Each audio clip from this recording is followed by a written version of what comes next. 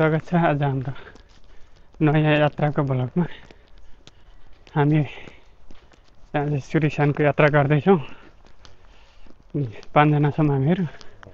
एकजना दाइ मसँगै हुनुहुन्छ, अरू 3 जना पछाडि लखर लखर हिँड्दैछन् साथीहरू।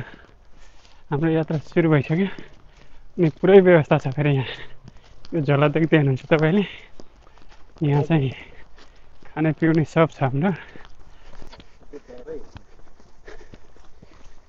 साइकल पनि आउँथ्यो कि अरे यहाँ त, साइकल हिँड्थ्यो हेर मजासँग यत्तिकोमा त। अनि उकालो पनि जान्छ नि यति त। के आयो भन्नु त? एक्सपिरियन्स नै कति के छ तपाईँको आज यात्रा बारेमा केही भन्नु छ? सुरिसान कम्प्लिट गर्ने हो, त्यही हो उद्देश्य। टुप्पामा पुगेर धेरै छ नि हिँड्न, अब 2.5 घन्टा 7-2 घन्टामा। सुरिसानको टुप्पामा पुगेर तर यो धेरै देखिन्छ हौ ठाउँ त। यो त धेरै घुमाउरो भएको के।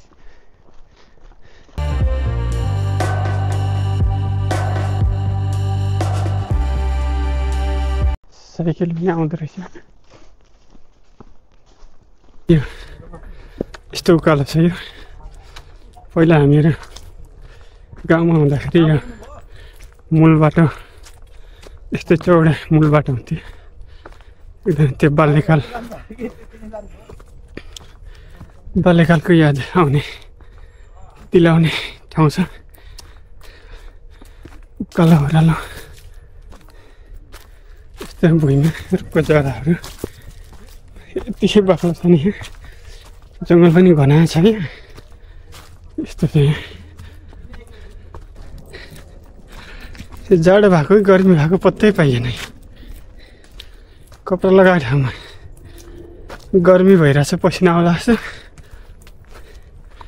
यो मुखुदी हात यो कान फेरि पुरा चिसो भइरहेछ, चिसो हावाले। खाली खुट्टा यत्रो पहाडहरू यस्तो ढुङ्गाहरू छ। ढुङ्गाहरू काठहरू यस्तो ठाउँमा पनि खाली खुट्टा हिँडिरहेछन् मान्छेहरू।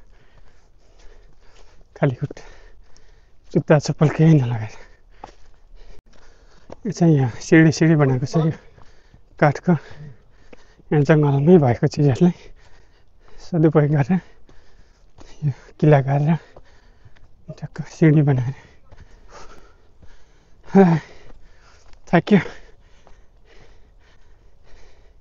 एउटा दाइ अगाडि जानुभएको, अघि नै तलबाट, अहिलेसम्म भेटाउन सकेको छैन।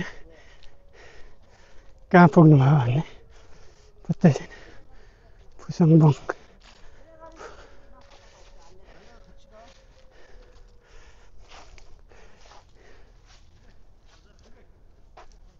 ओह्रालो छ त यहाँबाट। फेरि त्यो माथि पुग्नु पऱ्यो है हामी। त्यो माथि के रहेछ यार त्यो? यताबाट जाऊँ क्या हो? सिँढीबाट जानु पऱ्यो।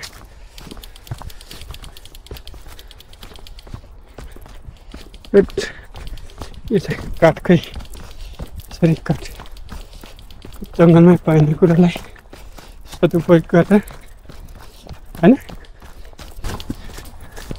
अलि छिप्पिएको काठ हो भने त धेरै खप्छ नि। घाम पानी त्यति छिटो बिगार्दैन, कलिलो चाहिँ बिग्रिहाल्छ।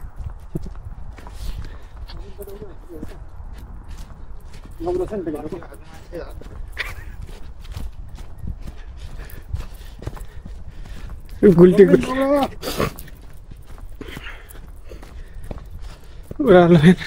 ओह्रालोमा अप्ठ्यारो हुन्छ हिँड्न।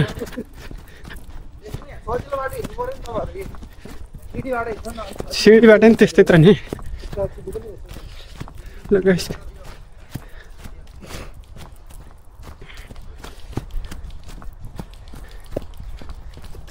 घरि उकालो घरि ओह्रालो त्यस्तै।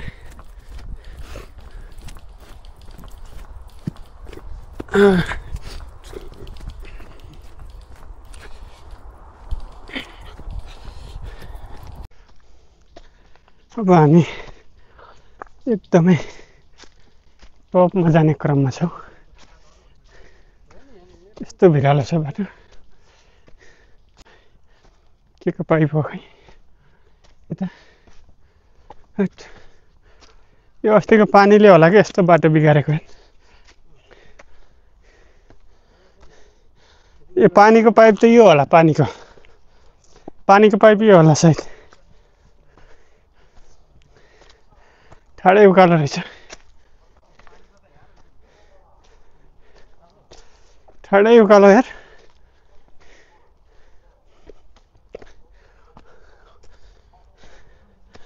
अब हाम्रो यो अन्तिम उकालो होला सायद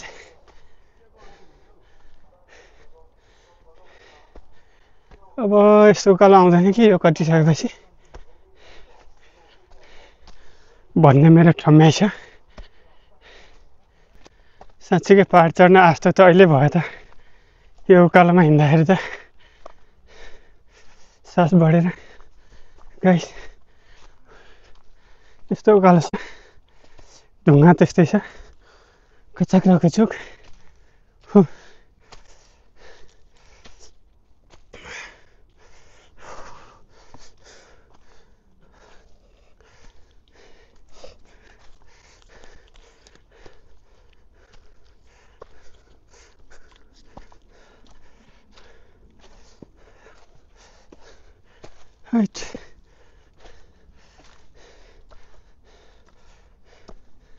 यस्तो छ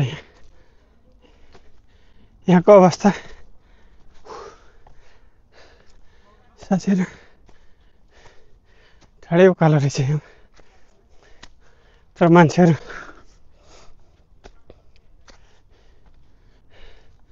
हिँड्दैन रहेछ नि बाटो हामी चाहिँ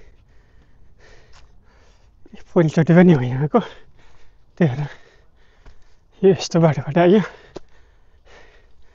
धेरै नै गाह्रो रहेछ ठाडै उकालो ढुङ्गा मात्रै यहाँ अब सिँढीमा आयो फाइनली गाइस यत्रो उकालो हिँडिसकेपछि हामी यहाँ सुन्दर ठाउँमा आइयो है यहाँबाट तलको भ्यू पनि एकदमै राम्रो छ